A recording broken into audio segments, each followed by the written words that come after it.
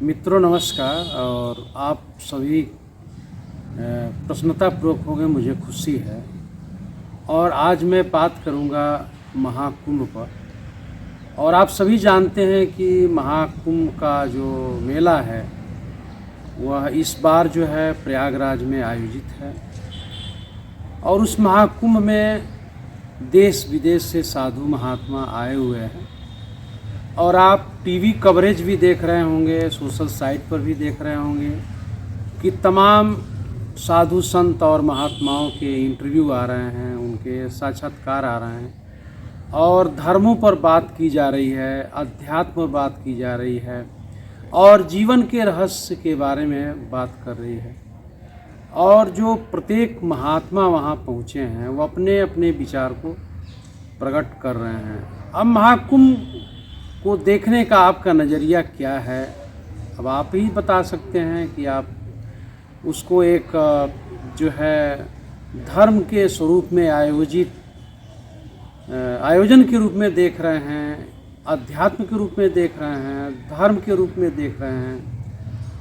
ये हर व्यक्ति का अपना नज़रिया हो सकता है देखने का, लेकिन आप पाएंगे कि उस महाकुंभ में ऐसे ऐसे महात्मा आए हैं जो वेदांत के बारे में बात कर रहे हैं, जीवन के रहस्य के बारे में बात कर रहे हैं, अघोर के बारे में बात कर रहे हैं, सगुण के बारे में बात कर रहे हैं, निर्गुण के बारे में बात कर रहे हैं।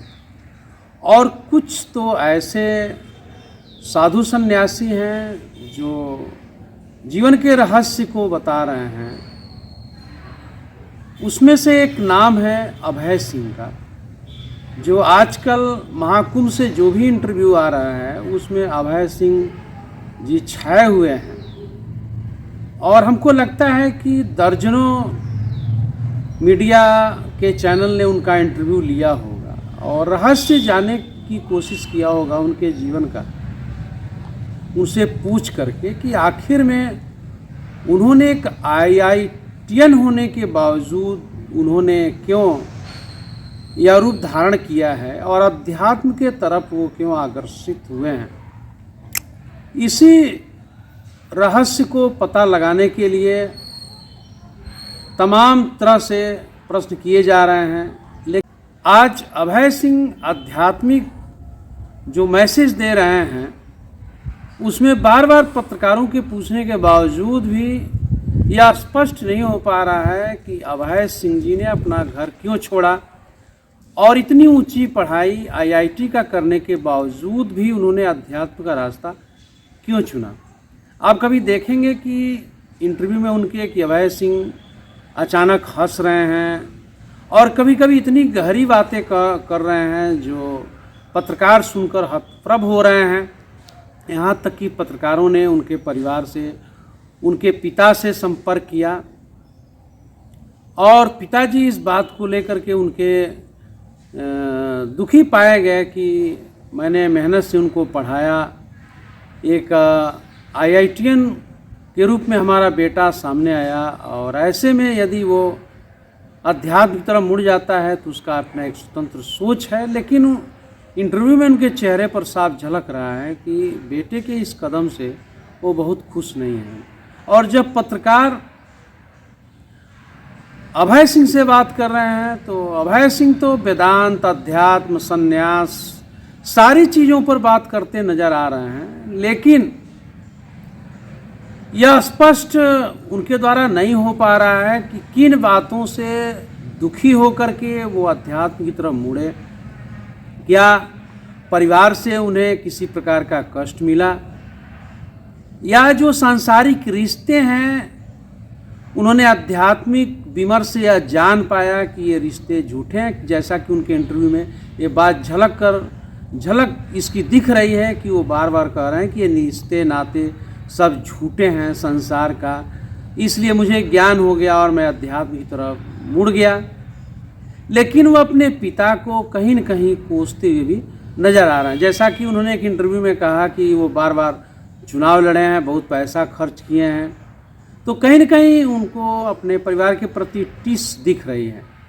अब यह स्पष्ट रूप से उभर के सामने नहीं आया है कि आध्यात्मिक ज्ञान होने पर उन्होंने इस तरह का मार्ग चुना है या किसी के बातों का उन्हें ठेस पहुंचा है, या वो किसी से प्रेम करते थे जिसमें किसी तरह का तनाव आ गया, दुराव आ गया, जिसकी वजह से उन्होंने यह रास्ता चुन लिया, या उनको किसी तरह से ज्ञान प्राप्त हुआ जिन्होंने सांसारिक जीवन छोड़ के अध्यात्म की तरफ मुड़ गए। यह स्पष्ट नहीं हो पा रहा है इतने दर्जन भर इंटरव्यू होने के बावजूद भी। लेकिन जो परिवार पर सवाल उठा रहे हैं, पिता पर सवाल उठा रहे हैं, ऐसा तो सनातन धर्म में देखा जाए तो प्रभु राम को पिता ने कहा कि आप वन चले जाइए, कैकेयी के कहने पर पिता ने कहा था, लेकिन राम ने प्रतिक्रिया में कुछ नहीं कहा और सिरोधार्य किया अपने पिता की आज्ञा को और वन खुशी पूर्वक चले गए।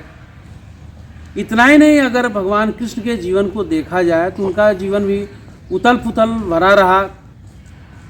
उन्होंने अपने माता पिता को कंस से संघर्ष करके उसको दंड दे करके, और उसने जो गलतियां की थी उसका सारा दंड दिया भगवान कृष्ण ने, और अपने माता पिता वासुदेव और देवकी को जेल से छुड़ाया। और काफ़ी सम्मान था अपने माता पिता के प्रति भगवान कृष्ण का। इतना ही नहीं, जब यशोदा जी के घर गए तो उन्होंने नंद जी को और यशोदा जी का भी बहुत स्नेह दिया, और एक पुत्र के रूप में जो स्नेह होता है वह दिया। तो आप देखेंगे कि इतने महापुरुष जो हमारे सनातन से जुड़े हैं, कभी उन्होंने कोई बात कहने पर किसी वजह से भी अपने परिवार को कुछ नहीं कहा, बल्कि स्नेह और प्रेम पहुंचाया। और अपने मार्ग पर चलते हुए, कठिन मार्ग पर, उन्होंने धर्म की भी रक्षा की और जो लोग हैं उनकी भी रक्षा की और लोक कल्याण के लिए काम भी किया। तो फिर एक रहस्य बना हुआ है जो एक ITN है, और रहस्य ये है कि किन वजहों से उन्होंने यह विरक्ति का मार्ग चुना है।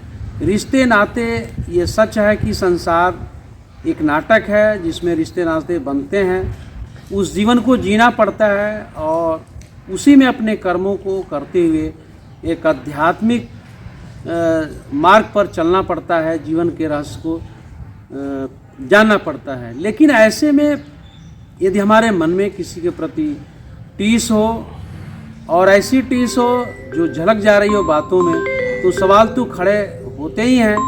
और फिर आगे इसका भी तलाश जारी रहेगा कि अगर ये पूरे भारत में अपने बातों को लेकर के जाने गए ये जो ITN है अभय से, तो इनके रहस्य, इनके जीवन के रहस्य भी पर्दा हटेगा, छटेगा, लोग जान पाएंगे कि उन्होंने वास्तव में अध्यात्म का मार्ग चुना है या खिसियाहट में, किसी आक्रोश में आकर, भावावेश में आकर इन्होंने इस मार्ग को चुना है। फिर आगे क्या होगा, हम आपके सामने इस बात को उनके जीवन संबंधित लाएंगे। इसी के साथ हम अपनी बात समाप्त करते हैं। नमस्कार।